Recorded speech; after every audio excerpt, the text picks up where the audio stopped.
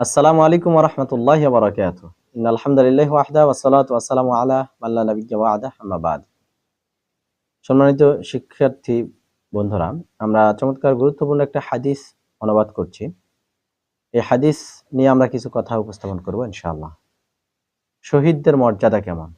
যারা আল্লাহর রাহে, আল্লাহর রাস্তায় নিজেদের জীবনকে কুরবানি করে দেয়, জীবন বিলিয়ে দেয়, তাদের মর্যাদা সম্বন্ধে রাসূলুল্লাহ সাল্লাল্লাহু আলাইহি ওয়াসাল্লাম বিভিন্ন হাদিসে বিভিন্ন কথা আলোচনা করেছেন। তাদের শরীর থেকে রক্ত মাটিতে পড়ার পূর্বে আল্লাহ তাদের গুনাহ খাতা মাফ করে দেন। সুবহানাল্লাহ। শুধু তাই নয়, তাদের এই যে রক্ত প্রবাহিত অবস্থায় তারা মৃত্যুবরণ করলো, হাসরের মাঠে এই অবস্থায় তারা উত্থিত হবে। তাদের শরীর থেকে রক্ত ঝরতে থাকবে। রক্তের রং হবে রক্তের মতো, কিন্তু তার গন্ধ হবে মিশক আম্বরের চেয়েও সুগন্ধিময়। সুবহানাল্লাহ। যারা শহীদ হয় তাদের কবরে আযাব আল্লাহ মাফ করে দেন। সুবহানাল্লাহ। তাহলে এই শহীদদের এত এত মর্যাদা, কবরে আযাব কত ভয়ঙ্কর বিষয়, সেটাও মাফ করে দিচ্ছেন আল্লাহ তাআলা। আমাদের সবারই তামান্না থাকতে হবে, আশা আকাঙ্ক্ষা থাকতে হবে শহীদি মর্যাদা পাওয়ার জন্য। তাহলে শহীদ হব কিভাবে? আমরা জিহাদের ময়দানে গিয়ে যুদ্ধে অবতীর্ণ হয়ে মৃত্যুবরণ করে, তাই না? তাছাড়া কি শহীদ হওয়ার কোনো চান্স আছে? জি আছে। আমরা সেই হাদিসটা অনুবাদ করছি। আন জাবির ইবনে আতিক রাদিয়াল্লাহু আনহু قال قال রাসূলুল্লাহ সাল্লাল্লাহু আলাইহি ওয়াসাল্লাম। আবু দাউদ 3111 নম্বর সংখ্যায় হাদিস এসেছে।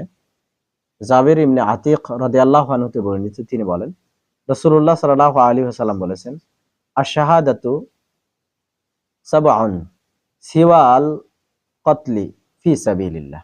আল্লাহর রাস্তায় শহীদ হওয়া ছাড়া, আল্লাহর রাস্তায় মৃত্যুবরণ করা ছাড়াও আরো 7 শ্রেণীর ব্যক্তি শহীদের দরজা পেয়ে যায়। সুবহানাল্লাহ। তার 1 নাম্বার আল মাতউন শাহীদুন।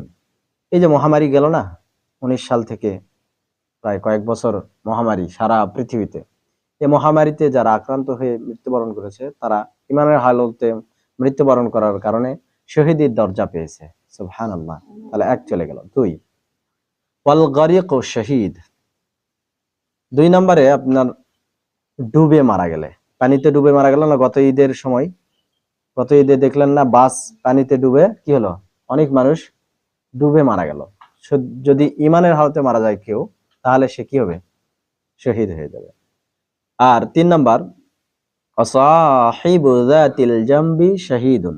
শ্বাসকষ্টে মৃত ব্যক্তিও শহীদ হয়। সুবহানাল্লাহ। অনেক মুরব্বী মানুষেরা কি হয়, শ্বাসকষ্টের কারণে মৃত্যুবরণ করে। আল্লাহ তাদেরকে ইমানের কারণে শহীদের দরজা দান করবেন। সুবহানাল্লাহ। এরপরে 4 নাম্বার আল মাবতুন ও শাহীদ। যারা পেটের পীড়াদায়ক রোগে আক্রান্ত হয়ে মারা যায়, তারাও শহীদের দরজা পেয়ে যাবে, তবে শর্ত হচ্ছে তাদের ঈমান থাকতে হবে। 5 ওয়াসাহিবুল হারিকি শাহীদুন। পুড়ে গিয়ে মৃত ব্যক্তি, পুড়ে মারা যায় না অনেক সময়, যদি শুধু ঈমান থাকে, পুড়ে মারা যাওয়ার কারণে শহীদের দরজা পেয়ে যাবে। সুবহানাল্লাহ। 6 ওয়াল্লাযী ইয়ামুতু তাহতাল হাদমি শাহীদুন। চাপা পড়ে মারা যায় না, অ্যাক্সিডেন্ট করে চাপা পড়ে, দেওয়াল পড়ে চাপা পড়ে মারা গেল, কোনো কিছুর সাথে চ্যাপ্টা হয়ে কি হয়ে গেছে, মারা গেছে, কিন্তু ঈমান আছে, সে কি হবে? শহীদের দরজা পেয়ে যাবে। 7 সর্বশেষ আল মারআতু তামুতু বিজুমআইন শাহীদিন। ওই মহিলা, ওই মা, যে তার সন্তান প্রসব করতে গিয়ে কি করেছে, মারা গেছে, তবে ঈমান থাকলে তিনি শহীদা হিসেবে মৃত্যুবরণ করবেন। সুবহানাল্লাহ। তাহলে আল্লাহর রাস্তায় জিহাদ করতে গিয়ে মৃত্যুবরণ ছাড়াও আরো 7 শ্রেণীর ব্যক্তি কি হচ্ছেন, শহীদের দরজা পাচ্ছেন। আমরা চাচ্ছি মহান আল্লাহ তাআলার নিকটে শহীদ হতে। আমাদেরকে আল্লাহ তাআলা কবুল করুক, আমিন। সাথে সাথে বলছি যে এই যে 10 দিন চলে যাচ্ছে, আজকে জিলহজের 2য় দিন, তাই না? আমরা অনেকে সিয়াম রেখেছি। এই দিনগুলোর সৎ আমল, এই 10 দিনের সৎ আমল আল্লাহর নিকটে অধিক প্রিয়। আল্লাহ রাসূল সাল্লাল্লাহু আলাইহি ওয়াসাল্লামের সাহাবীরা বললেন, ওয়ালাল জিহাদু ফি সাবিলিল্লাহ। আল্লাহর রাস্তায় জিহাদের চেয়েও কি এই 10 দিনের সৎ আমল আল্লাহর নিকট অধিক প্রিয়? রাসূলুল্লাহ সাল্লাল্লাহু আলাইহি ওয়াসাল্লাম বললেন, ওয়ালাল জিহাদু ফি সাবিলিল্লাহ। জি হ্যাঁ, জিহাদ অপেক্ষাও এই 10 দিনের সৎ আমল আল্লাহর নিকট অধিক প্রিয়। ইল্লা খারাজা রাজুলুন বিনাফসিহি ওয়া মালিহি ফালাম ইয়ারজি'। কিন্তু ওই ব্যক্তির চেয়ে নয়, যে ব্যক্তি তার সম্পদ এবং তার জীবন নিয়ে আল্লাহর রাস্তায় চলে গেল কিন্তু ফেরত আসলো না, অর্থাৎ শহীদ হলো, সেই ব্যক্তির আমলের চেয়ে বেশি হতে পারবে না। শুধু সেই ব্যক্তি ছাড়া পৃথিবীতে আর যত সৎ আমলকারীরা রয়েছে, সব সৎ আমলকারীদের চেয়ে এই 10 দিনের সৎ আমলকারীর এই সৎ আমল আল্লাহর নিকট অধিক প্রিয়। সুবহানাল্লাহ।